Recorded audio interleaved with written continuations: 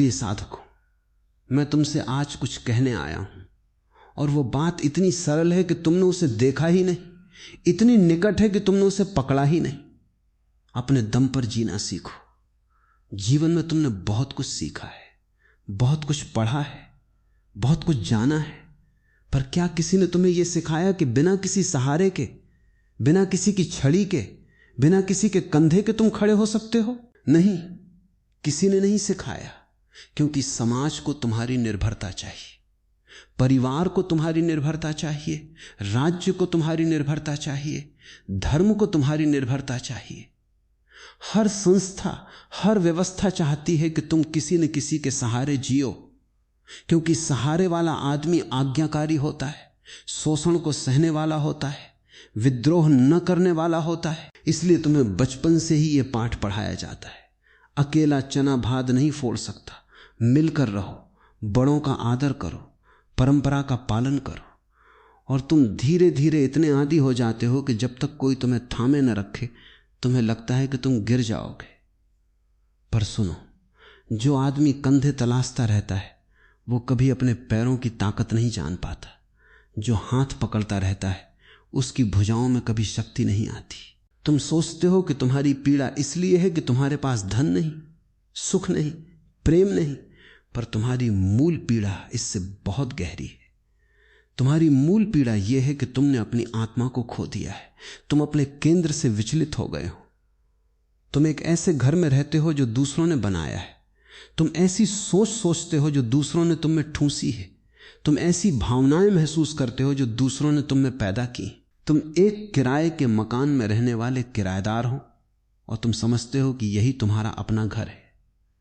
नहीं, जब तक तुम्हारी चेतना स्वयं की नहीं हो जाती, जब तक तुम्हारा निर्णय स्वयं का नहीं हो जाता, जब तक तुम किसी की राय पर नहीं बल्कि अपनी अंतरात्मा पर चलते हो, तब तक तुम सच में जीवित नहीं हो। तुम सिर्फ अस्तित्व में हो लेकिन जीवित नहीं। और जीवित होने का पहला, आखिरी और एकमात्र मंत्र है अपने दम पर जीना। जब तुम किसी पर निर्भर होते हो तो तुम्हारी सुख दुख की डोर उसके हाथों में होती। अगर वो मुस्कुराता है तो तुम स्वर्ग में हो, अगर वो भ्रकुटी तानता है तो तुम नरक में गिर जाते हो। अगर वो रहता है तो तुम्हें सहारा मिलता है, अगर वो चला जाता है तो तुम्हारी दुनिया तहस नहस हो जाती। क्या ये जीवन है? क्या ये जीवन हो सकता है कि तुम्हारा आनंद किसी दूसरे की दया पर टिका हो? क्या ये जीवन है कि तुम्हारी शांति किसी दूसरे की मौजूदगी पर आश्रित हो? एक क्षण के लिए सोचो, अगर तुम्हारे आसपास का कोई भी नहीं है, अगर तुम बिल्कुल अकेले छोड़ दिए जाओ, तो क्या तुम खुश रह सकते हो? अगर तुम्हारा जवाब नहीं है तो समझ लो कि तुम अभी तक जीवन की सीढ़ी पर पहले पायदान पर भी नहीं चढ़े हो। क्योंकि खुशी तुम्हारा स्वभाव होनी चाहिए, किसी की कृपा नहीं। आनंद तुम्हारी सांस होना चाहिए, किसी का उपहार नहीं। लोग कहते हैं हमें प्यार चाहिए, हमें साथ चाहिए, हमें किसी की जरूरत है। मैं नहीं कहता कि प्यार बुरा है, मैं नहीं कहता कि साथ बुरा है, लेकिन जो प्यार जरूरत से पैदा होता है वो प्यार नहीं, व्यापार है। तुम कहते हो मैं तुझसे प्यार करता हूं क्योंकि तू मेरी अकेली रातों को भरता है, मैं तुझसे प्यार करता हूं क्योंकि तू मुझे सुरक्षा देता है, मैं तुझसे प्यार करता हूं क्योंकि तू मुझे पूरा करता है। ये प्यार थोड़े है, ये पे एक लेन देन है। एक अधूरा आदमी दूसरे अधूरे आदमी से जुड़ता है और दोनों मिलकर पूरे होने का भ्रम पैदा कर लेते हैं। पर भ्रम कितनी देर टिकता है? बहुत जल्द वो भ्रम टूटता है और टूटते ही प्यार नफरत में बदल जाता है। जिस पर तुम निर्भर होते हो उससे तुम नफरत करने लगते हो, क्योंकि वो तुम्हारी कमजोरी का प्रतीक है। वो तुम्हें हर पल ये याद दिलाता है कि तुम अकेले कुछ नहीं हो, और ये याद दिलाना इतना दुखदाई होता है कि तुम उसी से चिढ़ने लगते हो, उसी से लड़ने लगते हो। इसलिए जितनी ज्यादा निर्भरता होती है उतनी ही ज्यादा लड़ाई होती है। पति पत्नी के बीच, मां बाप और बच्चों के बीच, गुरु और शिष्य के बीच, जहां भी निर्भरता है वहां संघर्ष है। क्योंकि निर्भरता प्रेम नहीं है, निर्भरता एक प्रकार की बंधन है, एक प्रकार की गुलामी है। और गुलामी कोई पसंद नहीं करता, भले ही उसने खुद को उस गुलामी को स्वीकार कर लिया हो। असली प्रेम तब पैदा होता है जब दो स्वतंत्र व्यक्ति मिलते, दो पूर्ण व्यक्ति मिलते। वहां कोई आवश्यकता नहीं, वहां कोई लालसा नहीं, वहां कोई मांग नहीं। एक पूरा आदमी दूसरे पूरे आदमी से मिलता है, न कि इसलिए कि उसे कुछ चाहिए, बल्कि इसलिए कि उसके पास इतना अधिक है कि वो बांटना चाहता है। वो मिलना एक उत्सव है, एक नृत्य है, एक गीत है, व्यापार नहीं। और जब तक तुम इस सत्य को नहीं समझ लेते, तब तक तुम्हारा तथाकथित प्यार केवल दो अंधों का एक दूसरे को सहारा देना है। दो अंधे एक दूसरे को सहारा देते हैं, पर क्या वे देख सकते? नहीं। दो अंधे मिलकर भी अंधे ही रहते हैं, दो कमजोर मिलकर भी कमजोर ही रहते हैं। इसलिए पहले अपने पैरों पर खड़े हो जाओ, पहले अपनी आंखें खोल लो, पहले अपने प्रकाश को जला लो, और फिर यदि कोई दूसरा मिले तो उसका स्वागत है। यदि कोई न मिले तो भी अकेले सूरज की तरह चमको। अब मैं तुमसे एक और बात कहता हूं जो बहुत गहरी है। तुम सोचते हो कि तुम अकेले रह जाओगे, तो क्या? तुम सोचते हो कि अकेलापन एक भयानक चीज है। मैं तुमसे कहता हूं, अकेलापन दुख देता है, पर एकांत सुख देता है। फर्क समझो। अकेलापन तब होता है जब तुम दूसरे को याद करते हो, जब तुम किसी की कमी महसूस करते हो, जब तुम्हारा मन किसी और के इर्द गिर्द घूमता है। अकेलापन एक नकारात्मक अवस्था है। तुम अकेले हो क्योंकि कोई और नहीं है। एकांत तब होता है जब तुम अपने आप में इतने पूरे हो कि किसी की याद ही नहीं आती, जब तुम स्वयं के साथ इतने आनंदित हो कि दूसरे की जरूरत ही नहीं रहती। अकेलापन एक रोग है और एकांत परम स्वास्थ्य है। अकेलापन एक भीख है और एकांत एक राजा की ताजपोशी है। जो आदमी एकांत में रह सकता है, जो आदमी अपनी ही संगति में मस्त रह सकता है, उसे कोई भी गुलाम नहीं बना सकता, क्योंकि उसे किसी की जरूरत ही नहीं है। जब तुम्हें किसी की जरूरत नहीं होती, तब तुम सच में स्वतंत्र हो। बुद्ध अकेले रहते थे, महावीर अकेले रहते थे, कृष्ण अपनी मुरली लिए गोपियों के बीच भी अकेले थे, क्योंकि उनका केंद्र उनके भीतर था। वे संसार में थे, पर संसार उनके भीतर नहीं था। तुम बिल्कुल इसके विपरीत हो। तुम संसार के भीतर हो, लेकिन तुम्हारा भीतर संसार से भरा है। उसमें तुम स्वयं के लिए कोई जगह नहीं बची है। तुम सदा दूसरे को देखते हो, सदा दूसरे की राय सुनते हो, सदा दूसरे की उम्मीदों को पूरा करते हो और अपने आप को पीछे छोड़ देते हो। यही तो तुम्हारी दुर्दशा है। तुम अपना जीवन दूसरों को समर्पित कर देते हो, माँ को, पिता को, पति को, पत्नी को, बच्चों को, समाज को, और फिर रोते हो कि कोई तुम्हारा नहीं है। लेकिन तुमने खुद को तो कभी अपना बनाया ही नहीं, तो दूसरा तुम्हारा कैसे हो जाएगा? पहला रिश्ता अपने साथ होता है, और अगर वो रिश्ता सही नहीं है तो बाकी सब रिश्ते झूठे हैं। तुम मुझसे पूछते हो कि गुरु की क्या जरूरत है? जरूरत है, लेकिन गुरु वो है जो तुम्हें आजाद करे, जो तुम्हें अपने पैरों पर खड़ा करे, जो तुम्हें अपने कंधों पर न बिठाए, बल्कि तुम्हारे भीतर के गुरु को जगाए। अगर कोई तुमसे कहता है मेरी बात मानो, मैं सत्य हूं, मैं तुम्हें बचा लूंगा, तो उससे भागो, क्योंकि वो तुम्हारा शत्रु है, मित्र नहीं। सच्चा गुरु कहेगा मुझ पर विश्वास मत करो, अपने भीतर देखो, अपनी आंखों से देखो, अपनी बुद्धि से सोचो, अपने दिल से अनुभव करो। मैं तो सिर्फ एक संकेत हूं, एक उंगली हूं जो चांद की ओर इशारा करती है, पर उंगली को मत पकड़ लेना। उंगली पकड़ने से चांद नहीं मिलता। उंगली छोड़ दो और जिस ओर वो इशारा कर रही है उस ओर चल पड़ो। इसलिए मेरी यही इच्छा है कि तुम मुझसे स्वतंत्र हो जाओ, मुझ पर निर्भर न रहो। मैं तुम्हें अपना अनुयायी नहीं बनाना चाहता, मैं तुम्हें अपने जैसा स्वतंत्र व्यक्ति बनाना चाहता हूं, जो न किसी शास्त्र का गुलाम है, न किसी गुरु का गुलाम है, न किसी परंपरा का गुलाम है, बल्कि अपनी अंतरात्मा का, अपने चैतन्य का, अपने होने का राजा है। अब तुम कहोगे कि ये सब तो ठीक है, पर हमें डर लगता है। डर ही तो सबसे बड़ी समस्या है। डर है कि पैसे नहीं होंगे, डर है कि कोई नहीं होगा, डर है कि अस्वीकृत हो जाऊंगा, डर है कि मर जाऊंगा। सारे डरों की जड़ एक ही है, अपने पर भरोसा ना होना। जब तुम अपने पर भरोसा कर लेते हो तो डर का अस्तित्व ही समाप्त हो जाता है। डर तब तक है जब तक तुम दूसरे को पकड़े हुए हो।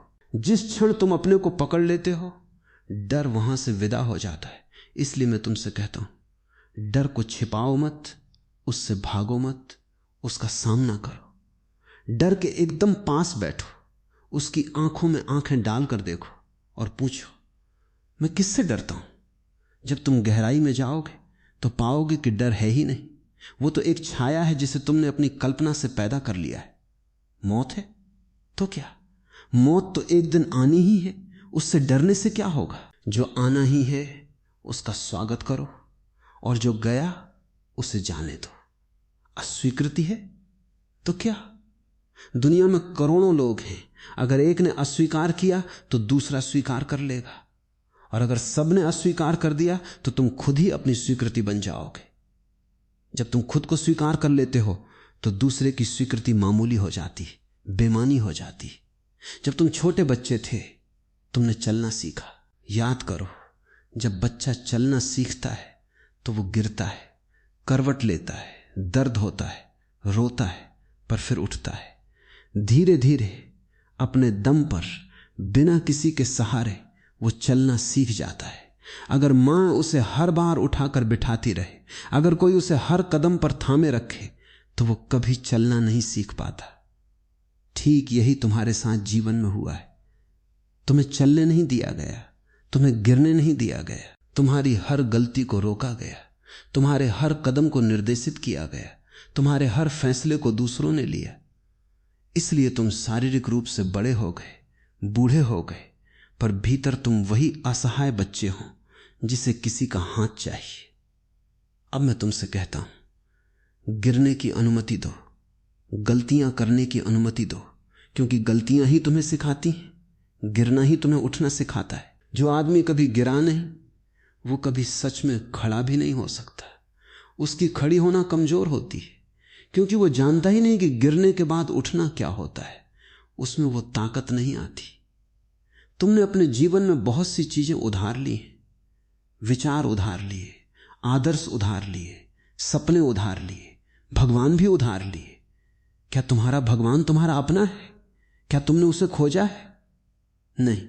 किसी ने कहा राम है तो तुमने मान लिया, किसी ने कहा कृष्ण है तो तुमने स्वीकार कर लिया, किसी ने कहा ईश्वर है तो तुमने बिना देखे, बिना परखे सिर झुका दिया। यह भी एक निर्भरता है। तुम्हारा धर्म भी किसी और का दिया हुआ है, तुम्हारा सत्य भी किसी और का चढ़ाया हुआ है, और उधार का सत्य कभी मुक्ति नहीं देता, वो तो बोझ बनता है, वो तो तुम्हें और दबाता है। इसलिए मैं कहता हूं, अगर तुम्हें ईश्वर चाहिए तो उसे अपनी आंखों से खोजो, अगर तुम्हें सत्य चाहिए तो उसे अपनी ही भीतर की यात्रा में ढूंढो, अगर तुम्हें प्रेम चाहिए तो उसे अपने ही हृदय के कोष में ढूंढो, क्योंकि बाहर जो कुछ भी है वो सब दूसरों का है, और जो अपना है वो भीतर ही छिपा है। जो आदमी अपने दम पर जीता है वो न तो किसी से डरता है न किसी को डराता है, वो जैसा है वैसा ही है, कोई मुखौटा नहीं, कोई दिखावा नहीं। क्योंकि जब तुम्हें किसी की स्वीकृति की जरूरत नहीं होती तो झूठ बोलने की क्या जरूरत है? जब तुम्हें किसी के सामने साबित होने की जरूरत नहीं होती तो पाखंड की क्या जरूरत है? तुम चुपचाप अपने हो सकते हो, और यही तो परम आनंद है, अपने होने की अनुभूति। जब तुम किसी और के सपने को जी रहे होते हो तब तुम विभाजित हो जाते हो, तुम में द्वंद्व पैदा हो जाता है। तुम जो दिखते हो वो नहीं हो, और जो हो वो दिख नहीं सकते। ये द्वंद्व तुम्हें खोखला कर देता है, तुम्हारी ऊर्जा को चूस लेता है, तुम्हें थका देता है, और तुम जीवन की उस ऊर्जा को, उस स्पंदन को कभी नहीं पा सकते जो तभी आती है जब तुम पूर्णतः प्रामाणिक हो, जब तुम्हारे शरीर, मन और आत्मा के बीच कोई अंतराल ना हो, जब तुम एक हो, एक रस हो, एकीभूत हो। ये एकता अपने दम पर जीने से ही आती है, किसी और के सहारे रहने से नहीं। मैंने एक कहानी सुनी। एक बार एक बहुत बड़ा धनी व्यक्ति था, उसके पास सब कुछ था, लेकिन वो अत्यंत दुखी था। वो एक ज्ञानी के पास गया और बोला, मुझे शांति नहीं है, मुझे आनंद नहीं है, मैं बहुत दुखी हूं। ज्ञानी ने उससे पूछा, तुम किस पर निर्भर हो? उसने कहा, मैं किसी पर निर्भर नहीं हूं, मेरे पास बहुत धन है, मैं सब कुछ खरीद सकता हूं, मुझे किसी की जरूरत नहीं है। ज्ञानी मुस्कुराया और बोला, यही तुम्हारी गलती है। तुम सोचते हो कि तुम किसी पर निर्भर नहीं हो, पर तुम तो धन पर निर्भर हो, तुम तो अपनी हैसियत पर निर्भर हो, तुम तो लोगों की प्रशंसा पर निर्भर हो, तुम तो अपने नाम पर निर्भर हो। जिस दिन ये सब नहीं रहेगा उस दिन तुम क्या करोगे? उस आदमी को अपनी गलती समझ आई। निर्भरता सिर्फ किसी व्यक्ति पर नहीं होती, निर्भरता किसी चीज पर, किसी अवस्था पर, किसी भावना पर, किसी विचार पर भी होती है। यहां तक कि तुम स्वतंत्र होने की कल्पना पर भी निर्भर हो सकते हो, और वो भी एक जाल है। असली स्वतंत्रता तो तब है जब तुम किसी भी चीज के बिना, किसी के भी बिना अकेले ही पूर्ण हो, अकेले ही संपूर्ण हो। तुम्हारी अहंता, तुम्हारा मैं भी एक निर्भरता है। तुम्हारा अहंकार दूसरों की राय पर टिका है। कोई कहे बहादुर तो तुम बहादुर लगते हो, कोई कहे मूर्ख तो तुम मूर्ख लगने लगते हो। अहंकार तो दूसरों के आईने में देखा गया चेहरा है। जब तुम अकेले होते हो तो तुम्हें पता नहीं होता कि तुम कौन हो, क्योंकि तुमने अपना पहचान पत्र दूसरों के पास रखा हुआ है। उस पहचान पत्र को वापस लो और उसे फाड़ दो। तुम्हें अपनी पहचान किसी और के द्वारा नहीं बनानी, तुम्हें अपनी पहचान अपने भीतर के अस्तित्व के साथ जोड़नी है। जब तुम कहते हो मैं ये हूं, मैं वो हूं, तो ये सब दूसरों की देन है। जब तुम चुप हो जाते हो, बिना किसी नाम के, बिना किसी रूप के, बिना किसी पहचान के, सिर्फ एक शुद्ध सत्ता के रूप में, तब तुम अपने दम पर हो। इस शुद्ध सत्ता का नाम ही आत्मन है, इसी का नाम ब्रह्म है। अब मैं तुमसे कहता हूं, इस जीवन में कोई भी तुम्हारे लिए निर्णय नहीं ले सकता, कोई भी तुम्हारे लिए मार्ग नहीं चुन सकता। हां, सलाह दे सकता है, मार्गदर्शन कर सकता है, पर अंतिम चुनाव तुम्हारा ही है। और जिस दिन तुम ये समझ लोगे कि तुम्हारी हर गलती तुम्हारी है और तुम्हारी हर सफलता भी तुम्हारी है, उस दिन तुम वयस्क हो जाते हो, उस दिन तुम जिम्मेदार हो जाते हो। बच्चे दोष देते हैं। बच्चा कहेगा मां ने ऐसा किया, पापा ने ऐसा कहा, भाई ने ऐसा करवाया। वयस्क कहता है मैंने ऐसा किया, मैं जिम्मेदार हूं। यह जिम्मेदारी बोझ नहीं है, यह जिम्मेदारी शक्ति है। जब तुम कहते हो कि मैं जिम्मेदार हूं, तो तुम्हारे भीतर ताकत आ जाती है, क्योंकि अब तुम चेंज कर सकते हो, तुम बदल सकते हो। अगर दूसरा जिम्मेदार है तो तुम क्या कर सकते हो? तुम तो बेबस हो। अगर मैं दुखी हूं और मैं कहूं कि मेरी पत्नी ने मुझे दुखी किया है, तो मैं क्या कर सकता हूं? मैं तो पत्नी पर निर्भर हूं। अगर वो बदले तो मैं सुखी हूं, नहीं तो नहीं। पर अगर मैं कहूं कि मैं स्वयं अपने दुख के लिए जिम्मेदार हूं, तो मैं अपने दुख को बदल सकता हूं, क्योंकि मैं अपने ऊपर काम कर सकता हूं। यह सबसे क्रांतिकारी घटना है जो किसी व्यक्ति के जीवन में हो सकती है, अपनी जिम्मेदारी को स्वीकार करना। समाज तुम्हें कहता है कर्म करो, पर कर्म का फल मत देखो। यह बड़ी चालाकी है, यह एक जाल है, क्योंकि इससे तुम्हारी जिम्मेदारी समाप्त हो जाती है। जब तुम कहते हो कि फल मैं नहीं दूंगा, ईश्वर देगा, तो तुम अपने कर्मों की जिम्मेदारी से बच जाते हो। पर मैं कहता हूं, तुम जो भी करते हो उसके लिए पूरी तरह जिम्मेदार बनो। अगर सुख आता है तो वो तुम्हारा है, अगर दुख आता है तो वो भी तुम्हारा है। जब तुम सुख और दुख दोनों के लिए जिम्मेदार हो जाते हो, तो तुम एक नई गहराई में प्रवेश करते हो। तब तुम किसी को दोष नहीं देते, तब तुम किसी को धन्यवाद भी नहीं देते, क्योंकि तुम स्वयं ही सब कुछ हो। तुम्हारी करनी तुम्हारी गति है, तुम्हारे बीज तुम्हारे फल हैं। यह बड़ी साहसी बात है, क्योंकि तुम्हारी बुद्धि कहती है दोष दूसरे को दे दूं तो मैं बच जाऊंगा, पर इस बचने की चेष्टा ही तुम्हें बर्बाद करती है, क्योंकि तुम कभी सत्य का सामना नहीं कर पाते। सत्य का सामना तभी होता है जब तुम कहते हो मैंने ये किया और इसका परिणाम मैं भोगूंगा। इसमें एक अपार सौंदर्य है, एक अपार स्वतंत्रता है, क्योंकि तब तुम स्वयं के भाग्य विधाता बन जाते हो। जो आदमी अपने दम पर जीता है वो किसी पूर्वाग्रह से ग्रस्त नहीं होता, वो किसी मान्यता के अंधा अनुयायी नहीं होता। वो हर पल जीवन का सामना करता है, वो हर पल ताजा होता है, वो हर पल अपनी बुद्धि का उपयोग करता है। वो कल की बातों को, कल के अनुभवों को बोझ की तरह नहीं ढोता, वो जानता है कि जीवन एक नदी है और जो आदमी कल के किनारे को पकड़े रहता है वो आज के बहाव में बह नहीं सकता। उसकी मान्यताएं उसे बांधती हैं, उसके सिद्धांत उसे जकड़ते हैं और वो मरा हुआ सा जीता है। पुनरुक्ति है, दोहराव है, कोई नवीनता नहीं, कोई उत्साह नहीं। लेकिन जो स्वतंत्र है वो हर क्षण नया जन्म लेता है। वो कहता है जो सत्य था कल वो आज नहीं हो सकता, क्योंकि आज की परिस्थिति बदल गई, आज का मैं बदल गया, आज का जगत बदल गया। इसलिए वो हर पल नए सिरे से सोचता है, नए सिरे से चुनता है, नए सिरे से जीता है। यही तो उसकी आजादी है। वो अतीत का गुलाम नहीं है, वो भविष्य का भी गुलाम नहीं है, वो पूरी तरह वर्तमान में है। और वर्तमान ही एकमात्र समय है जो वास्तविक है। वर्तमान ही एकमात्र द्वार है जहां से जीवन की ऊर्जा बहती है। तुम सोचते हो कि सहारा देने वाले तुम्हारे मित्र हैं, तुम्हारे शुभचिंतक हैं, लेकिन मैं तुम्हें एक और भेद बताता हूं। जो तुम्हें सहारा देता है वो तुम्हारी कमजोरी को बढ़ाता है, वो तुम्हारी लाठी बन जाता है। और जब तक लाठी है तब तक तुम्हारे पैर मजबूत नहीं हो सकते। सच्चा मित्र वो है जो तुम्हारी लाठी को तोड़ दे, तुम्हें धक्का दे, तुम्हें अकेला छोड़ दे, ताकि तुम संघर्ष करो, मेहनत करो और अपनी ताकत जानो। कठोर लगता है ना, पर यही कृपा है। मां अपने बच्चे को हर बार उठाती है, पर जब बच्चा गिरता है तो मां दूर खड़ी रहती है, रोती है भीतर से, पर बाहर से कहती है उठो, आओ।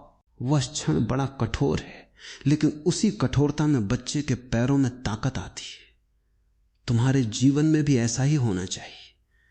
तुम्हारे अपने, तुम्हारे मित्र, तुम्हारा समाज तुम्हें अकेला छोड़ दे ताकि तुम अपनी आत्मा को खोजो, पर ऐसा होता नहीं, क्योंकि लोग अपनी स्वार्थ के लिए तुम्हें बांधे रखते हैं। मां को लगता है कि अगर बच्चा स्वतंत्र हो गया तो वो मुझे छोड़ देगा। पति को डर है कि अगर पत्नी स्वतंत्र हो गई तो वो मुझ पर निर्भर नहीं रहेगी। गुरु को डर है कि अगर शिष्य स्वतंत्र हो गया तो मेरा अस्तित्व समाप्त हो जाएगा। इसलिए ये सारे लोग परोक्ष रूप से तुम्हारी निर्भरता को बढ़ावा देते हैं। उनकी नीयत भले अच्छी हो पर उनका परिणाम बुरा है। इसलिए मैं कहता हूं तुम्हें अपने लिए यह निर्णय लेना ही पड़ेगा।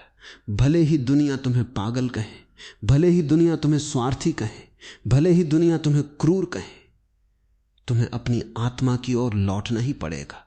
और वो लौटना अकेले ही होगा, कोई तुम्हारे साथ नहीं आ सकता। मैं तुम्हारे साथ आ सकता हूं कुछ दूर तक, पर अंतिम द्वार पर तो तुम्हें अकेले ही जाना है। अकेले ही जन्म हुआ था, अकेले ही मरना है, अकेले ही प्रेम है, अकेले ही ध्यान है। तो क्यों न इस अकेलेपन का पूर्ण आनंद लिया जाए? क्यों न इस अकेलेपन को सिद्धि में बदल दिया जाए? तुम्हारी जिंदगी का सबसे बड़ा विद्रोह यही है कि तुम किसी का अनुकरण करना बंद कर दो। और जब मैं कहता हूं किसी का, तो मेरा मतलब सिर्फ इंसानों से ही नहीं, बल्कि अपने पिछले अनुभवों का भी, अपनी पुरानी आदतों का भी, अपनी पुरानी असफलताओं और सफलताओं का भी। तुम हर पल नए हो तो पुराने अनुभव तुम पर भारी क्यों पड़ने चाहिए? उनसे सीखो, पर बंधो मत। जब कोई कहता है मुझे अनुभव है, तो वो अक्सर कहता है मैं बंधा हुआ हूं। मैं अपनी बंदिशों को अनुभव का नाम देता हूं। सच्चा अनुभव तो मुक्त करता है, बांधता नहीं। सच्चा अनुभव तो तुम्हें और अधिक साहसी बनाता है, और अधिक आशंकाहीन बनाता है, और अधिक निर्भय बनाता है। अब मैं तुम्हें इस सत्य की ओर इंगित करता हूं कि जीवन कोई समस्या नहीं है जिसे सुलझाना है। जीवन एक रहस्य है जिसे जीना है, और उसे अपने दम पर जीना होगा, क्योंकि कोई दूसरा तुम्हारी जगह जीवन नहीं जी सकता। कोई दूसरा तुम्हारी जगह प्यार नहीं कर सकता, कोई दूसरा तुम्हारी जगह सांस नहीं ले सकता, कोई दूसरा तुम्हारी जगह मर नहीं सकता।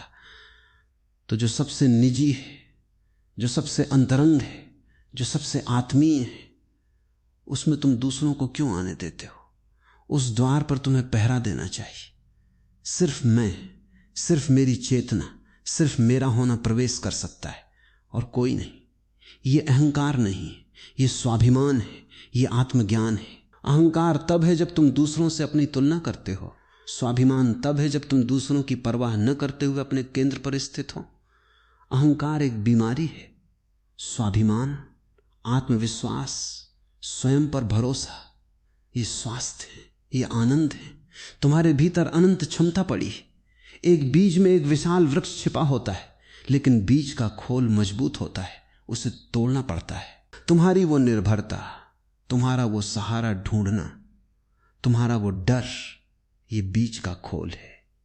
इसे तोड़ो। इसे तोड़ने में दर्द होता है, क्योंकि ये सुरक्षा जो तुम्हें मिली हुई है वो टूट जाती है। लेकिन जिस दिन ये खोल टूटता है, उस दिन तुम आकाश को छूने लगते हो। जिस दिन तुम ये कहते हो, मैं अकेला हूं पर पूरा हूं, अकेला हूं पर सुखी हूं, अकेला हूं पर अपने आप में संपूर्ण हूं, उस दिन तुम्हारे जीवन का एक नया आयाम खुलता है। लोग आएंगे और जाएंगे, रिश्ते बनेंगे और टूटेंगे, परिस्थितियां बदलेंगी, शरीर बूढ़ा होगा, मृत्यु आएगी, पर जो अपने दम पर जीना सीख गया वो इन सब के बीच अडिग रहता है, अचल रहता है, शाश्वत रहता है। वो समुद्र के बीच एक द्वीप की तरह है। चारों ओर तूफान आते हैं, पर द्वीप को कोई हिला नहीं सकता, क्योंकि उसकी जड़ें उसकी अपनी मिट्टी में हैं, किसी और की जमीन पर नहीं। आज मैं तुमसे इतना ही कहना चाहता था, लेकिन मैं जानता हूं कि यह बात तुम्हारे भीतर किसी कोने को छू जाएगी, ये चोट लगेगी। क्योंकि जब कोई मीठी चीज बताई जाती है तो वो चोट नहीं देती, पर जब कोई सत्य कहा जाता है तो वो चोट देता है। क्योंकि सत्य तुम्हारे झूठ को तोड़ता है, तुम्हारे पुराने घर को ढहाता है। पर यह चोट शल्य चिकित्सा की चोट है जो बीमारी को निकालती है। इसे सहो। इस दर्द में ही तुम्हारा जन्म है, इस पीड़ा में ही तुम्हारा नवजीवन है। जो हाथ पकड़ता रहता है उसकी भुजाओं में कभी शक्ति नहीं आती। जो दूसरे के सहारे चलता है उसके पैर कभी मजबूत नहीं होते। और यही तो सबसे बड़ी विडंबना है। तुम जीवन भर सहारा ढूंढते हो, और जब वो सहारा मिल जाता है तो तुम और कमजोर हो जाते हो, क्योंकि अब तुम्हें अपनी ताकत का उपयोग करने का अवसर ही नहीं मिलता। ये ऐसा ही है जैसे कोई आदमी हर रोज दूसरे के कंधे पर बैठकर चलता है। उसे कभी थकान तो नहीं होती, पर उसके पैर कभी मजबूत नहीं होते। और जिस दिन वो कंधा हट जाता है, वो न केवल गिरता है, बल्कि उसे यह भी पता नहीं होता कि चलना क्या होता है। तुमने अपनी पूरी जिंदगी इसी भ्रम में बिता दी है कि कोई है जो तुम्हें संभाले रखेगा, कोई है जो तुम्हारी गलतियां सुधारेगा, कोई है जो तुम्हारे फैसले लेगा, कोई है जो तुम्हारी जिम्मेदारी उठाएगा। और इस भ्रम के कारण तुमने अपने भीतर की उस विशाल क्षमता को कभी जाना ही नहीं जो तुम में पड़ी है, जो तुम्हारे भीतर बीज की तरह सोई है, जो बस एक बार जागने की प्रतीक्षा में है। वो बीज कहता है, मैं एक वट वृक्ष बन सकता हूं, मैं आकाश को छू सकता हूं, मैं हजारों को छाया दे सकता हूं, मैं फल दे सकता हूं, मैं पक्षियों को आश्रय दे सकता हूं। पर तुम उस बीज को कभी जमीन में डालते ही नहीं। तुम उसे किसी और के बगीचे में रख देते हो और सोचते हो कि वो बगीचा तुम्हारा है। नहीं, वो बगीचा तुम्हारा नहीं है, वो बीज तुम्हारा है, और उसे अपनी मिट्टी में, अपने पानी में, अपनी धूप में उगना है। मैं तुमसे पूछता हूं, क्या तुमने कभी अपने आप से यह सवाल किया है कि तुम क्यों डरते हो? तुम्हारा डर कहां से आता है? वो डर इसलिए नहीं है कि दुनिया भयानक है, वो डर इसलिए है कि तुमने अपनी ताकत पर भरोसा करना कभी सीखा ही नहीं। तुम एक ऐसे योद्धा की तरह हो जिसके पास तलवार तो है, पर उसने कभी उसे म्यान से निकाला ही नहीं, और वो सोचता है कि तलवार से कोई काम नहीं होगा। तुम्हारी चेतना ही वो तलवार है, तुम्हारी बुद्धि ही वो तलवार है, तुम्हारा विवेक ही वो तलवार है, पर तुमने उसे कभी धार नहीं दी। तुमने कभी उसे चलाना नहीं सीखा, क्योंकि तुम्हें किसी और की तलवार पर भरोसा था, किसी और की बुद्धि पर, किसी और के विवेक पर। और जब तुम दूसरे की तलवार का सहारा लेते हो तो वो तलवार तुम्हारी नहीं होती, वो किसी और की होती है, और उसके चलाने का तरीका भी किसी और का होता है। तुम उससे अपनी रक्षा नहीं कर सकते, तुम उससे अपना रास्ता नहीं काट सकते। सुनो, ये संसार एक युद्ध क्षेत्र है। हर पल चुनौतियां हैं, हर पल निर्णय हैं, हर पल संकट हैं। और इन सब के बीच अगर तुम किसी और की राय पर, किसी और के फैसले पर, किसी और के सहारे चलोगे तो तुम कभी विजयी नहीं हो सकते, क्योंकि विजय तो उसी की होती है जो अपने दम पर लड़ता है, अपने दम पर खड़ा होता है, अपने दम पर आगे बढ़ता है। ये मत सोचो कि मैं कठोर कह रहा हूं, मैं तो करुणा से भरा हुआ हूं। यही करुणा है कि तुम्हें वास्तविकता बताऊं, न कि मीठे मीठे सपने सुनाऊं। मीठे सपने तुम्हें नष्ट कर देंगे, कठोर सत्य तुम्हें जीवित कर देगा। और जीवित होना ही तो परम सौंदर्य है, जीवित होना ही तो परम आनंद है, जीवित होना ही तो परम मुक्ति है। तुम अक्सर कहते हो मुझे अकेलापन पसंद नहीं है, मुझे तो साथ चाहिए, मुझे तो प्यार चाहिए, मुझे तो किसी का सहारा चाहिए। पर क्या तुमने कभी गौर किया है कि जब तुम कहते हो मुझे प्यार चाहिए, तो वास्तव में तुम क्या कह रहे हो? तुम कह रहे हो मुझे कोई चाहिए जो मेरी कमियों को भर दे, मुझे कोई चाहिए जो मेरे खालीपन को ढंक दे, मुझे कोई चाहिए जो मुझे पूरा करे। यानी तुम स्वीकार कर रहे हो कि तुम अधूरे हो, तुम स्वीकार कर रहे हो कि तुम खाली हो, तुम स्वीकार कर रहे हो कि तुम बिना किसी के कुछ भी नहीं हो। और इस स्वीकारोक्ति में ही तुम्हारी हार है। प्यार की मांग करना प्यार नहीं है, प्यार की मांग करना भीख है। प्यार तो देना है, प्यार तो बांटना है, प्यार तो उस व्यक्ति का स्वभाव है जो इतना भरा हुआ है कि वो बिना किसी शर्त के, बिना किसी अपेक्षा के, बिना किसी लालसा के बस बहता रहता है। पर तुम्हारा तथाकथित प्यार तो एक सौदा है।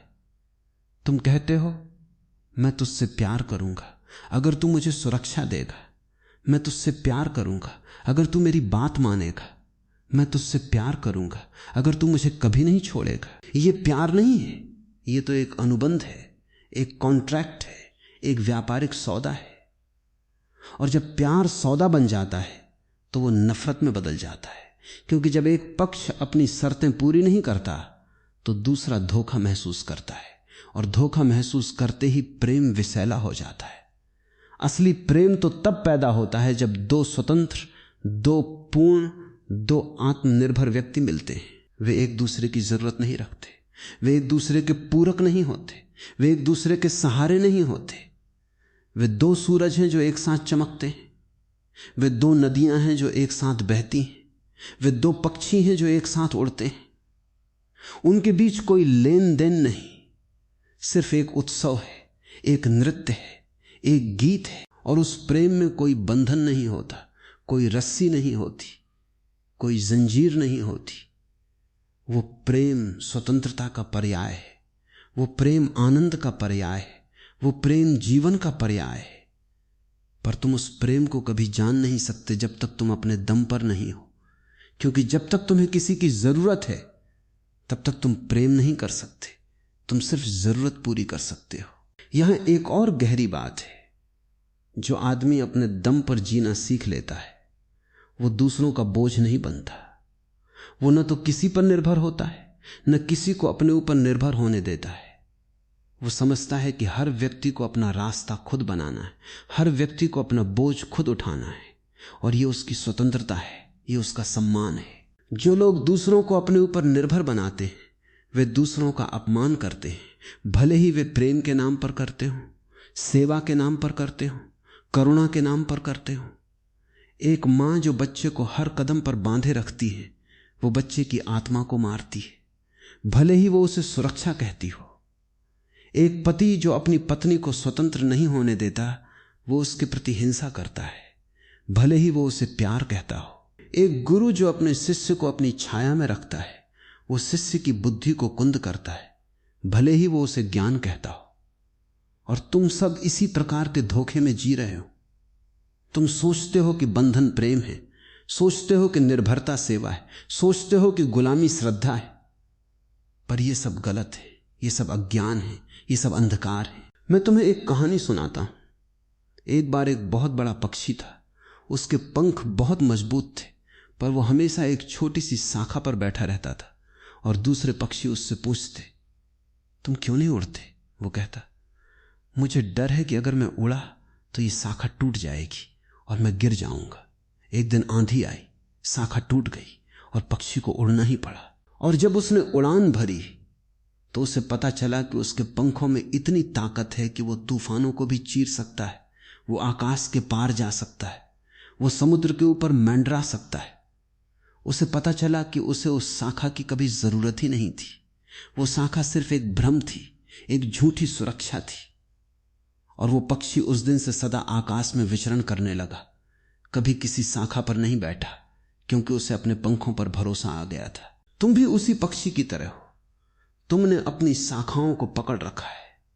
शाखा है माँ बाप, शाखा है पति पत्नी, शाखा है पैसा, शाखा है नाम, शाखा है समाज, शाखा है धर्म। और तुम सोचते हो कि अगर ये शाखाएं टूट गई तो तुम गिर जाओगे, पर जिस दिन ये शाखाएं टूटेंगी उसी दिन तुम अपने पंखों को पहचानोगे, उसी दिन तुम उड़ान भरोगे, उसी दिन तुम आकाश को अपना घर बना लोगे। तुम कहते हो, पर ओशो, अगर मैं सब कुछ छोड़ दूं तो क्या होगा? अगर मैं अपने रिश्तों को तोड़ दूं तो क्या होगा? मैं तुमसे यह नहीं कह रहा कि रिश्ते तोड़ दो, मैं तो कह रहा हूं कि रिश्तों को सहारा मत बनाओ, रिश्तों को आधार मत बनाओ, रिश्तों को जीवन का केंद्र मत बनाओ। रिश्ते तो जीवन की परिधि हैं, फूल हैं, सुगंध है, पर केंद्र तो तुम हो, तुम्हारी चेतना हो, तुम्हारा होना हो। जब केंद्र मजबूत होता है तो परिधि अपने आप सुंदर होती है, और जब केंद्र कमजोर होता है तो परिधि को पकड़ने से कोई लाभ नहीं होता। यह ऐसा है जैसे कोई व्यक्ति अपनी जड़ों को छोड़कर सिर्फ शाखाओं को सहारा देता रहे। वृक्ष कभी टिक नहीं सकता। पहले जड़ें मजबूत करो, पहले अपने भीतर उतरो, पहले अपनी आत्मा को जानो, फिर दुनिया से जुड़ना एक क्रीड़ा बन जाता है, एक खेल बन जाता है, एक उत्सव बन जाता है, बोझ नहीं। और जब तुम अपने दम पर जीना सीख जाते हो तो तुम्हें पता चलता है कि कोई भी बाहरी चीज तुम्हें दुखी या सुखी नहीं कर सकती। तुम्हारा सुख तुम्हारा आंतरिक गुण हो जाता है, तुम्हारा आनंद तुम्हारी सांसों में बस जाता है।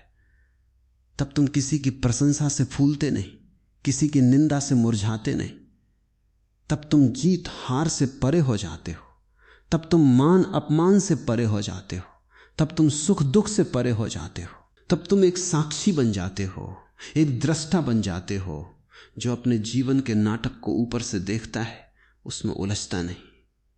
यही तो ध्यान है। ध्यान का अर्थ है अपने दम पर होना, किसी बाहरी आधार के बिना, सिर्फ अपनी चेतना की लौ से प्रकाशित होना। और जब ये लौ जलती है तो उसमें कोई धुआं नहीं होता, सिर्फ प्रकाश होता है, सिर्फ शीतलता होती है, सिर्फ आनंद होता है। अब तुम पूछोगे, इसे कैसे करें? कैसे अपने दम पर जीना सीखें? हमें तो सिखाया ही नहीं गया। हमारी आदतें तो पुरानी हैं, हमारा मन तो भयभीत है, हमें तो लगता है कि हम नहीं कर सकते। मैं तुम्हें बताता हूं, यह कोई बहुत बड़ी उपलब्धि नहीं है, यह तुम्हारा स्वभाव है, यह तुम्हारी जन्मजात विरासत है। तुम्हें कुछ नया करना नहीं है, तुम्हें सिर्फ उस पुराने को हटाना है जो तुम्हारे ऊपर चढ़ा दिया गया है। जैसे एक पत्थर के नीचे घास उगने की कोशिश करती है, उसे बाहर से कुछ नहीं चाहिए, बस पत्थर हटाओ और वो अपने आप उग आएगी, अपनी ताकत से, अपने दम पर। तुम्हारी चेतना भी वैसी ही है।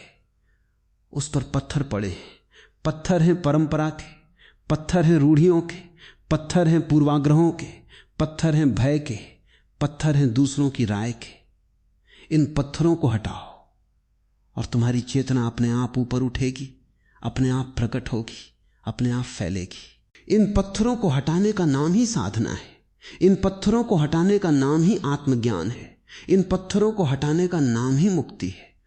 पहला कदम है, अपने मन में आए हर विचार को प्रश्न करो। कोई कहता है ये अच्छा है, ये बुरा है, तो पूछो क्यों? किसने कहा? क्या मैंने अनुभव किया? क्या मैंने देखा? जब तुम प्रश्न करना शुरू करते हो तो तुम्हारी अपनी बुद्धि जागृत होने लगती है, तुम्हारा अपना विवेक काम करने लगता है। और जब तुम अपने विवेक से चलते हो तो तुम गलत हो सकते हो, पर वो गलती तुम्हारी होती है और उस गलती से तुम सीखते हो। दूसरे के विवेक से चलने पर तुम सही भी हो सकते हो, पर वो सही तुम्हारा नहीं होता, वो उधार का होता है। और उधार का सही भी अंततः गलत ही साबित होता है, क्योंकि उसमें तुम्हारी आत्मा नहीं होती, तुम्हारा अनुभव नहीं होता, तुम्हारी जीवंतता नहीं होती। जो तुमने खुद नहीं जाना वो सत्य नहीं हो सकता, चाहे वो कितना भी पवित्र क्यों न लगे, चाहे वो कितना भी प्राचीन क्यों न हो, चाहे वो कितने भी महापुरुषों ने क्यों न कहा हो। दूसरा कदम है, डर को स्वीकार करो पर उसके आगे झुको मत। डर तो आएगा, जब भी तुम कुछ नया करोगे, जब भी तुम अपनी पुरानी जगह से हटोगे, डर पैदा होगा। यह स्वाभाविक है। एक नन्हा बच्चा जब पहली बार पानी में उतरता है तो उसे डर लगता है, पर अगर वो डर के कारण पानी में नहीं उतरता तो वो कभी तैरना नहीं सीख सकता। डर को महसूस करो, उसे अपने भीतर हिलते हुए देखो, पर उसके आगे पीछे मत हटो। कहो, मुझे डर है पर मैं फिर भी करूंगा, मुझे डर है पर मैं फिर भी आगे बढ़ूंगा, मुझे डर है पर मैं फिर भी आगे बढ़ूंगा। जब तुम ऐसा करते हो तो धीरे धीरे तुम पाते हो कि डर की ताकत कम होने लगती है और तुम्हारी ताकत बढ़ने लगती है। डर एक पहाड़ जैसा लगता है जब तुम उससे भागते हो, पर जब तुम उसके पास जाते हो तो वह एक पत्थर का टुकड़ा निकलता है जो कि तुम्हारी जेब में रखने लायक भी नहीं होता। इसलिए भागो मत, सामना करो। तीसरा कदम है, अकेले बैठना सीखो। प्रतिदिन कुछ समय निकालो, चाहे 5 मिनट ही सही, जब तुम किसी से बात न करो, किसी को न देखो, कोई पुस्तक न पढ़ो, कोई गाना न सुनो, बस अपने आप के साथ बैठो। पहले तो ये बहुत असहज लगेगा, मन बहुत बेचैन होगा, वो कहेगा क्या करूं, कुछ तो करूं, कहीं भागूं, कोई काम ढूंढूं। पर धीरे धीरे अगर तुम इस असहजता को सह लेते हो तो तुम अपने भीतर एक ऐसा सन्नाटा पाओगे, एक ऐसी शांति पाओगे, एक ऐसा आनंद पाओगे जो किसी बाहरी चीज से नहीं मिलता। वो अनुभव तुम्हें यह बताएगा कि तुम अकेले भी पर्याप्त हो, तुम्हें किसी बाहरी संगीत की जरूरत नहीं, क्योंकि तुम्हारे भीतर सबसे बड़ा संगीत बज रहा है। यही अकेले बैठने का अभ्यास तुम्हें धीरे धीरे आत्मनिर्भर बनाता है, क्योंकि तुम पाते हो कि तुम्हारा सुख किसी दूसरे पर निर्भर नहीं है, तुम्हारी शांति किसी परिस्थिति पर निर्भर नहीं है, तुम्हारा आनंद तुम्हारे भीतर का झरना है जो सदा बहता है। चौथा कदम है अपनी गलतियों को जीना, उन्हें स्वीकार करना, उनसे सीखना।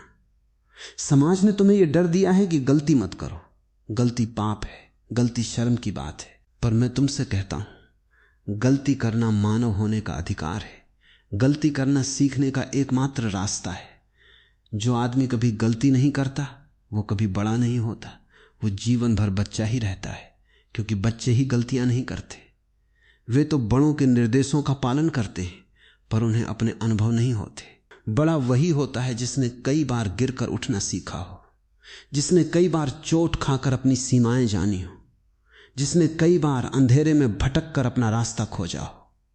तुमसे जितनी गलतियां होंगी उतना ही तुम समृद्ध होगे, बशर्ते तुम उन्हें दोहराओ नहीं, उनसे सीखो। गलती एक शिक्षक है, गलती एक मार्गदर्शक है, गलती एक सीढ़ी है, पर तुम गलती से इतना डरते हो कि तुम जीवन को ही सीढ़ी से गिरा देते हो। पांचवा कदम है नहीं कहना सीखो। तुमने जीवन में बहुत हां कहा है, मां ने कहा, हां कहा, पिता ने कहा, हां कहा, गुरु ने कहा, हां कहा, समाज ने कहा, हां कहा, और इतनी सारी हां के कारण तुम अपनी आवाज खो बैठे, तुम अपनी पहचान खो बैठे, तुम अपनी इच्छा खो बैठे। अब समय आ गया है कि तुम नहीं कहना सीखो। जब कोई तुमसे कहे ये करो और तुम्हारा भीतर कहे नहीं तो नहीं कहो। जब कोई तुमसे कहे वो मानो और तुम्हारा मन कहे ये सही नहीं है तो नहीं कहो। ये नहीं विद्रोह नहीं है, ये नहीं स्वस्थता है, ये नहीं आत्मसम्मान है।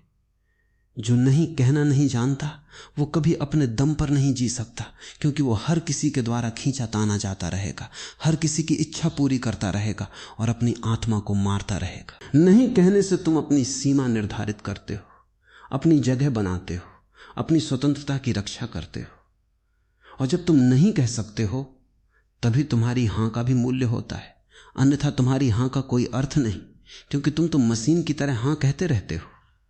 छठा कदम है अपने फैसलों की जिम्मेदारी लेना। तुम अक्सर फैसले दूसरों पर छोड़ देते हो। मां बताओ, पिता बताओ, पत्नी बताओ, मित्र बताओ, गुरु बताओ, और जब वे बता देते हैं तो तुम उनके अनुसार चलते हो, और यदि कुछ गलत होता है तो तुम उन्हें दोष देते हो। मां ने कहा था, पिता ने कहा था, गुरु ने कहा था, इस तरह तुम अपनी जिम्मेदारी से बचते हो। पर इस बचने की आदत तुम्हें कभी वयस्क नहीं होने देती। वयस्कता का अर्थ है अपने फैसले खुद लेना, भले ही वे गलत हों, और उनके परिणाम को पूरी तरह भोगना, किसी और पर दोष न डालना। जब तुम कहते हो मैंने ये किया, इसका परिणाम मैं भोगूंगा, तो तुम एक बहुत बड़ी शक्ति को अपने भीतर आमंत्रित करते हो। वो शक्ति तुम्हें बताती है कि तुम अपने जीवन के मालिक हो, तुम अपने भाग्य के निर्माता हो, तुम अपने स्वर्ग और अपने नरक दोनों के रचयिता हो। और ये जिम्मेदारी का अनुभव तुम्हें इतना स्वतंत्र करता है कि फिर तुम किसी से डरते नहीं, क्योंकि अब तुम जानते हो जो होगा वो तुम्हारी करनी का फल है और तुम उसे बदलने की क्षमता रखते हो। इन कदमों को अगर तुम अपने जीवन में उतारो तो धीरे धीरे तुम अपने दम पर खड़े हो जाओगे। ये कोई जादू नहीं है, ये कोई चमत्कार नहीं है, ये एक क्रमिक प्रक्रिया है, एक यात्रा है। और इस यात्रा में सबसे महत्वपूर्ण बात यह है कि तुम अपने आप पर दया करना बंद करो, अपनी कमजोरियों को प्यार न करो, अपनी असहायता को गले न लगाओ। तुम्हारी ये दया, तुम्हारा ये करुणामय रवैया अपनी ही कमजोरी के प्रति, ये सबसे बड़ा पाखंड है, क्योंकि तुम असहायता को एक गुण के रूप में पेश करते हो, तुम निर्भरता को प्रेम का प्रतीक मान बैठते हो, तुम आश्रय को आश्रय नहीं बल्कि आध्यात्मिकता समझ लेते हो। ये सब भ्रम है। आत्मा तो सदा स्वतंत्र है, आत्मा तो कभी बंधती नहीं, आत्मा तो जन्म से ही मुक्त है। तुमने उस पर बंधनों की इतनी परतें चढ़ा दी हैं कि वो दिखती ही नहीं। जैसे सोने के सिक्के को मिट्टी में लपेट दो, वो सोना है पर मिट्टी के कारण वो पत्थर जैसा लगता है। बस उस मिट्टी को हटा दो, सोना वहां है ही। तुम्हारी चेतना वो सोना है और तुमने उस पर अपने डर, अपनी आदतें, अपनी निर्भरता, अपना लगाव, ये सब मिट्टी चढ़ा रखी है। एक बार जब तुम ये निर्णय कर लो कि अब मैं इस मिट्टी को उतारूंगा, तो सोना स्वयं प्रकट हो जाता है बिना किसी प्रयास के। यही तो मैं कह रहा हूं, अपने दम पर जीना सीखो, यानी अपनी मिट्टी उतारो, अपने सोने को निखारो, अपनी चेतना को जगाओ। तुम सोचते हो ये तो बहुत कठिन है, ये तो सन्यासी के लिए है, हम तो गृहस्थ हैं, हमारे तो परिवार हैं, हमारी तो जिम्मेदारियां हैं, हम तो संसार में हैं। मैं तुमसे कहता हूं ये सब बहाने हैं। असली सन्यासी वो नहीं है जो जंगल में चला जाए, असली सन्यासी वो है जो संसार के बीच में रहकर भी उससे निर्लिप्त रहे। असली सन्यासी वो है जो अपनी पत्नी, अपने बच्चों, अपने माता पिता के साथ रहे पर उन पर निर्भर न हो, उनसे प्रेम करे पर उनमें न उलझे, उनके साथ रहे पर उनका सहारा न बने। यही तो महानता है। संसार में रहकर संसारातीत हो जाना, कमल की तरह पानी में रहकर पानी से अछूता रहना, तुम ये कर सकते हो, ये तुम्हारी क्षमता में है। इसके लिए तुम्हें अपना घर बार छोड़ने की जरूरत नहीं, तुम्हें अपनी नौकरी छोड़ने की जरूरत नहीं, तुम्हें अपने रिश्ते तोड़ने की जरूरत नहीं। तुम्हें सिर्फ अपने मन को बदलने की जरूरत है, अपनी धारणा को बदलने की जरूरत है, अपनी सोच को बदलने की जरूरत है। अपने दम पर जीने का अर्थ है मानसिक रूप से, आत्मिक रूप से, चैतन्य रूप से स्वतंत्र हो जाना, जबकि बाहरी दुनिया में तुम सामान्य व्यक्ति की तरह कार्य करते रहो। यही कला है, यही कुशलता है, यही बुद्धिमत्ता है। एक और महत्वपूर्ण बात, जब तुम अपने दम पर जीने लगते हो तो तुम दूसरों पर दया नहीं करते, तुम दूसरों को बचाने नहीं निकल पड़ते, क्योंकि तुम जानते हो कि हर व्यक्ति को अपनी ही आग में जलना है, अपनी ही जलन से सोना बनना है। तुम किसी की मदद कर सकते हो पर तुम किसी को उसकी लड़ाई से नहीं बचा सकते। तुम उसे सहारा दे सकते हो पर उसकी जगह उसका काम नहीं कर सकते। यही सच्ची करुणा है, दूसरे को उसकी स्वतंत्रता देना, भले ही वो उसमें गिरे, भले ही वो उसमें दुखी हो, क्योंकि यही उसकी वृद्धि का, उसके विकास का, उसके ज्ञान का एकमात्र रास्ता है। लेकिन तुम अपनी तथाकथित करुणा के कारण दूसरों को बचाते हो और उनकी आत्मा को मारते हो। यह सबसे बड़ी हिंसा है। तुम सोचते हो कि तुम दया कर रहे हो पर दरअसल तुम उन्हें और दुर्बल बना रहे हो। मैं कहता हूं सच्चा प्रेमी वो है जो अपने प्रिय को मजबूत बनाए, न कि उसे कमजोर बनाए रखे। सच्चा मित्र वो है जो अपने मित्र को स्वतंत्र करे, न कि उसे आश्रित रखे। सच्चा गुरु वो है जो अपने शिष्य को अपने से भी आजाद करे, न कि उसे अपनी छत्रछाया में बंदी बनाए रखे। तुमने देखा होगा, दुनिया में बहुत से लोग कहते हैं, मैं दूसरों के लिए जीता हूं, मैं सेवा करता हूं, मैं बलिदान देता हूं, मैं त्याग करता हूं। पर इनमें से अधिकतर लोग अपने त्याग और सेवा के पीछे अपनी कमजोरी छिपाते हैं। वे दूसरों पर निर्भर रहते हैं पर उसे सेवा का नाम देते हैं। वे अपनी आत्मा को खो देते हैं पर उसे त्याग का नाम देते हैं। यह बहुत बड़ी चाल है जो मन चलता है। मन कहता है, अगर मैं दूसरों के लिए जीऊंगा तो मुझे अपनी कमजोरी नहीं दिखेगी, मुझे अपनी गिरावट नहीं दिखेगा, मुझे अपना खालीपन नहीं दिखेगा, और दूसरे भी तुम्हारी तारीफ करेंगे। कितने त्यागी हैं, कितने परोपकारी हैं। इस तारीफ में तुम अपनी असलियत को और गहरा छिपा लेते हो। पर यह सब धोखा है, यह सब आत्म प्रवंचना है। जब तक तुम अपने दम पर नहीं हो तब तक तुम किसी और के लिए वास्तव में कुछ नहीं कर सकते, क्योंकि तुम्हारे पास स्वयं ही कुछ नहीं है। दूसरों को देने के लिए पहले अपने पास होना चाहिए। अगर तुम्हारे पास प्यार ही नहीं तो तुम क्या दोगे? अगर तुम्हारे पास ज्ञान ही नहीं तो तुम क्या सिखाओगे? अगर तुम स्वयं अंधे हो तो दूसरों को क्या रास्ता दिखाओगे? इसलिए पहले अपना दीपक जलाओ, पहले अपने को भर लो, पहले अपने आप को पूरा करो, फिर जो बचे वो दूसरों को देना। और तब देना कोई बोझ नहीं, कोई त्याग नहीं, कोई बलिदान नहीं। तब देना आनंद है, तब देना उत्सव है, तब देना फूल खिलाने जैसा है। मैंने अक्सर देखा है कि लोग अपने बच्चों को लेकर बहुत चिंतित रहते हैं। वे बच्चों को सुरक्षा देना चाहते हैं, उन्हें गलतियों से बचाना चाहते हैं, उन्हें सही रास्ते पर लाना चाहते हैं।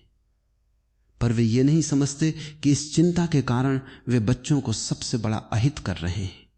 वे बच्चों को अपनी गलतियां करने, अपने अनुभव लेने, अपने जोखिम उठाने का अवसर नहीं देते, और इससे बच्चे कभी आत्मनिर्भर नहीं बन पाते। ये कहानी नहीं है, ये हर घर की वास्तविकता है। अगर तुम सच में अपने बच्चों से प्यार करते हो तो उन्हें जल्दी से अपने पैरों पर खड़ा करो, उन्हें अकेला छोड़ो, उन्हें संघर्ष करने दो, उन्हें परेशान होने दो, उन्हें हारने दो, उन्हें रोने दो, क्योंकि इन्हीं सब के माध्यम से वे सीखेंगे, मजबूत बनेंगे, अपने दम पर जीना सीखेंगे। और अगर तुम उन्हें हर पल बचाते रहोगे तो वे जीवन भर तुम्हारे ही सहारे रहेंगे, और जब तुम नहीं रहोगे तो वे गिर जाएंगे और उनके पास उठने की ताकत भी नहीं होगी, क्योंकि तुमने उन्हें कभी गिरने ही नहीं दिया। यही सबसे बड़ा अन्याय है, यही सबसे बड़ा पाप है जो माता पिता अपने बच्चों पर करते, उन्हें आत्मनिर्भर नहीं बनाते। और यही बात स्त्री पुरुष के रिश्ते पर भी लागू होती है। स्त्रियां सदा पुरुषों पर निर्भर रहीं और पुरुष सदा स्त्रियों पर निर्भर रहे। दोनों एक दूसरे को कमजोर करते रहे। स्त्री को सिखाया गया तुम्हारा सहारा पति है, तुम्हारा स्वर्ग पति है, तुम्हारी रक्षा पति करेगा, और पुरुष को सिखाया गया तुम्हारी स्त्री तुम्हारा घर है, तुम्हारी शांति है, तुम्हारा विश्राम है। इस तरह दोनों एक दूसरे के ऑक्सीजन बन गए। एक के बिना दूसरे की सांस नहीं चलती। पर यह स्थिति मानवता के लिए अपमानजनक है। क्या एक स्त्री का अस्तित्व पुरुष पर निर्भर होना चाहिए? क्या एक पुरुष का अस्तित्व स्त्री पर निर्भर होना चाहिए?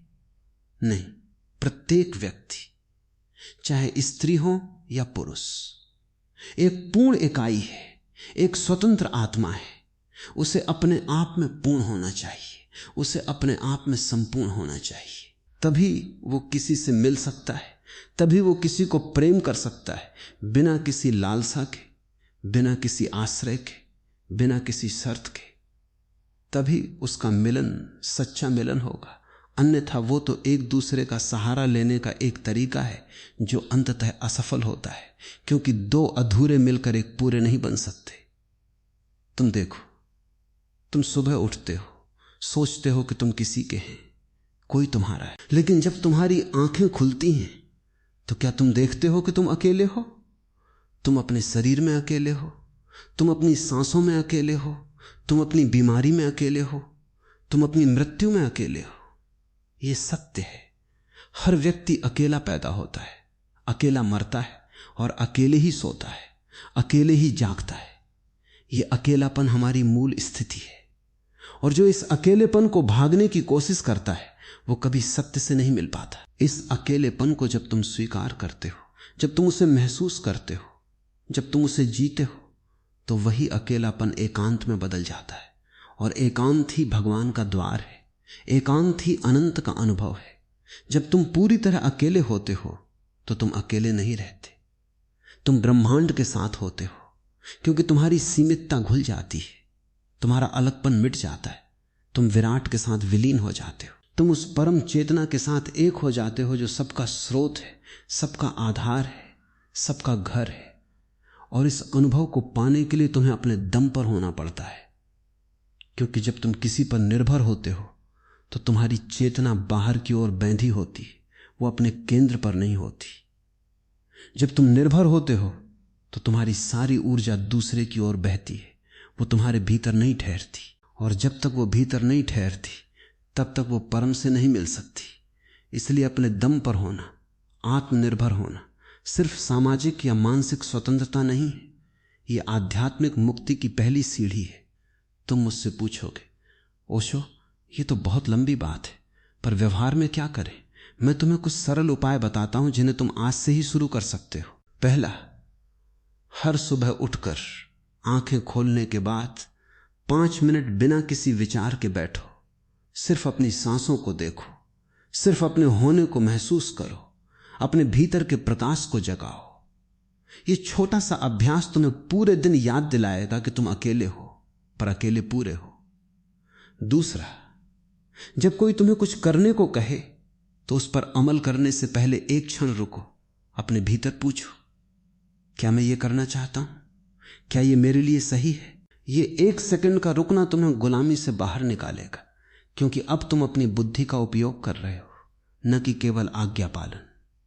तीसरा, प्रतिदिन कुछ ऐसा करो जो तुमने कभी नहीं किया, कुछ ऐसा जो तुम्हें डराता हो, चाहे वो किसी अजनबी से बात करना हो, या कोई नया रास्ता अपनाना हो, या कोई नई चीज खाना हो, या किसी से अपनी बात रखना हो। इस नवीनता से तुम्हारी रूढ़ियां टूटेंगी, तुम्हारी पुरानी आदतें कमजोर होंगी और तुम्हारी आत्मा अधिक लचीली, अधिक साहसी, अधिक स्वतंत्र होगी। चौथा, जब तुम किसी से बात करो तो उसकी बात सुनो, पर उसे अपने ऊपर हावी मत होने दो। तुम उनके विचारों को सुन सकते हो, उनका सम्मान कर सकते हो, पर अंतिम निर्णय अपना होना चाहिए। पांचवा, हर रात सोने से पहले दिन भर का लेखा जोखा करो कि कहां तुमने अपनी इच्छा के विरुद्ध काम किया, कहां तुमने किसी को खुश करने के लिए झूठ बोला, कहां तुमने अपनी जिम्मेदारी दूसरे पर डाली। और कल से इन सब को न दोहराने का संकल्प करो। ये छोटे छोटे कदम तुम्हें धीरे धीरे आत्मनिर्भर बना देंगे, क्योंकि ये तुम्हारी चेतना को जागृत करते, तुम्हें एक साक्षी बनाते, तुम्हें सक्रिय रूप से अपने जीवन में भाग लेने के लिए प्रेरित करते, न कि केवल प्रतिक्रिया करने के लिए। मैं ये भी जानता हूं कि यह रास्ता आसान नहीं है, बहुत सारी बाधाएं आएंगी, बहुत सारे लोग तुम्हें रोकेंगे, तुम्हारा अपना मन बार बार पुरानी आदतों की ओर खींचेगा। पर अगर तुम दृढ़ रहे तो एक दिन ऐसा आएगा जब तुम स्वयं को उस ऊंचाई पर पाओगे जहां से सारी दुनिया नीचे दिखती है, जहां तुम किसी से डरते नहीं, किसी के लिए तरसते नहीं, किसी से चिपकते नहीं, बस अपने आनंद में, अपने प्रकाश में, अपनी विशालता में डूबे रहते हो। वो दिन मुबारक होगा, वो दिन पर्व होगा, वो दिन पुनर्जन्म होगा। तुम्हें लग सकता है कि ये सब उपदेश हैं, पर मैं कोई उपदेश नहीं देता। मैं तो एक दर्पण हूं, बस तुम्हारी ओर इशारा करता हूं कि तुम्हारा जो स्वरूप है उसे तुम पहचानो, उसे तुम जियो, उसे तुम प्रकट करो। तुम्हारा स्वरूप ही परम है, तुम्हारा होना ही सत्य है, तुम्हारी चेतना ही मुक्ति है। बस उसे किसी और के ढांचे में मत बांधो, किसी और के सपनों को मत पहनो, किसी और के सपनों को मत सजाओ। अपना जीवन जियो, जिस सपने में तुम हो उसे जियो, पर पूरी तरह, पर पूरी सजगता के साथ, पर पूरी जिम्मेदारी के साथ, पर पूरे अपनेपन के साथ। इसलिए मैं एक बार फिर दोहराता हूं, अपने दम पर जीना सीखो। ये मेरा पहला और आखिरी संदेश है, क्योंकि इसमें सब कुछ समा जाता है। इसी में धर्म है, इसी में योग है, इसी में ध्यान है, इसी में ज्ञान है, इसी में भक्ति है, इसी में मोक्ष है। जो अपने दम पर जीता है वही सच में जीता है। बाकी तो सिर्फ दूसरों के द्वारा जिए जा रहे हैं। जीवन उनका है पर उनकी जीवन धारा किसी और के अधीन है। जो अपने दम पर जीता है वही राजा है। बाकी तो भिखारी हैं। भले ही उनके पास लाखों हों, वे भिखारी ही हैं, क्योंकि वे भीख मांगते हैं। सुरक्षा की भीख, प्रेम की भीख, स्वीकृति की भीख, पहचान की भीख। राजा तो वो है जो आत्मनिर्भर है, जो स्वयं से परिपूर्ण है, जो किसी भी भीख के लिए हाथ नहीं फैलाता। और अंत में एक और बात, जब तुम अपने दम पर जीना सीख लेते हो तो मृत्यु भी तुम्हें डरा नहीं सकती, क्योंकि जो अपने दम पर जीता है उसने मृत्यु का सामना पहले ही कर लिया है। उसने अपनी निर्भरताओं को मार डाला है, उसने अपनी असुरक्षा को मार डाला है, उसने अपने भय को मार डाला है। अब शारीरिक मृत्यु तो एक छोटी सी घटना है। जो अपने दम पर जीता है वो अजर अमर हो जाता है, क्योंकि उसकी पहचान अब देह तक सीमित नहीं रहती। उसकी पहचान चेतना है, और चेतना अमर है, चेतना शाश्वत है, चेतना अनंत है। इसलिए अपने दम पर जीना सीखो।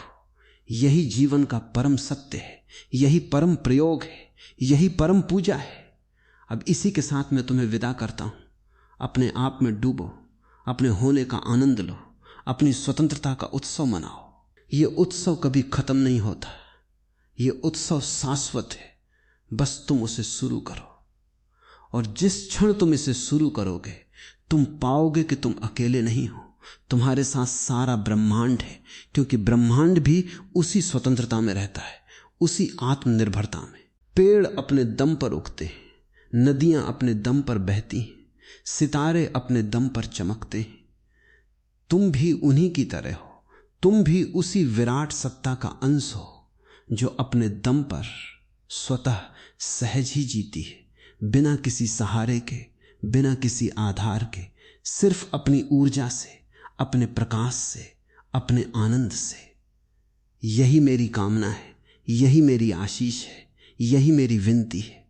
अपने दम पर जीना सीखो। और जो इस सत्य को जान लेता है वो कभी गुलाम नहीं होता, कभी दुखी नहीं होता, कभी भटकता नहीं। वो सदा अपने केंद्र में होता है, सदा अपने घर में होता है, सदा अपने आनंद में होता है। यही तो मैं कह रहा हूं, और इसी के साथ अपना वचन समाप्त करता हूं। शेष है मौन, और मौन ही सत्य है, मौन ही परम गुरु है। उस मौन में डूबो और अपने दम पर जीवन के उस पार को पार करो, जहां न कोई राग है, न कोई द्वेष, न कोई आशा, न कोई निराशा। बस शुद्ध अस्तित्व है, बस परम आनंद है, बस अपने दम पर होने का अद्भुत चमत्कार है।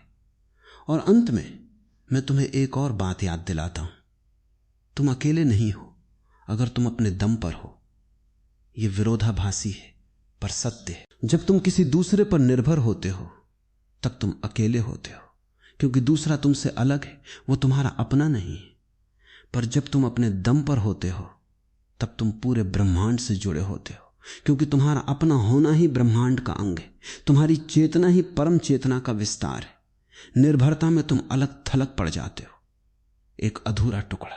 स्वतंत्रता में तुम सबके साथ एक हो जाते हो, क्योंकि अब तुम्हें किसी से मांगना नहीं, अब तुम बांट सकते हो, अब तुम प्रेम कर सकते हो, अब तुम सेवा कर सकते हो, बिना किसी शर्त के, बिना किसी अपेक्षा के। इसलिए उठो, अपनी रीढ़ सीधी करो, अपने कंधे पीछे करो, और अपनी आंखों में एक अलग सी चमक आने दो जो कहती है मैं हूं और मैं अपने दम पर हूं। इस जीवन में कोई मेरा सहारा नहीं है, और न ही मुझे किसी सहारे की जरूरत है।